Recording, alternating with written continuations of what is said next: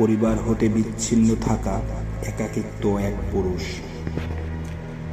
এই পৃথিবীতে খোঁজ নেওয়ার মানুষের বড্ড অভাব। সবাই ব্যস্ত, খুবই ব্যস্ত। ঘরের বউ ব্যস্ত, মা ব্যস্ত, বাবা ব্যস্ত, ভাই বোন সবাই ব্যস্ত, আত্মীয় স্বজন সবাই খুবই খুবই ব্যস্ত। অবশেষে ভেবে দেখলাম এবং বুঝলাম আমি নিজেও ব্যস্ত, খুবই ব্যস্ত। তাই তো দিন দিন পরিবারের সাথে বাড়ছে দূরত্ব। কিন্তু মজার বিষয়, একাকিত্বের গ্লানি আবার দিচ্ছে আমায় হাতছানি। করবে সে আলিঙ্গন দরজায় দাঁড়িয়ে সেই ক্ষণ। এক চরম বাস্তবতা।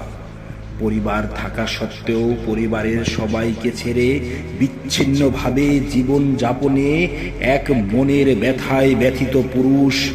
অন্তরের এই চাপা ক্ষোভ দেখার কেউ নাই। খোদা, তোমার দরবারে ফরিয়াদ জানাই, তুমি মুক্তি দাও আমায়। এই দুনিয়ায় আল্লাহ তুমি ছাড়া আমার আর কেহ নাই।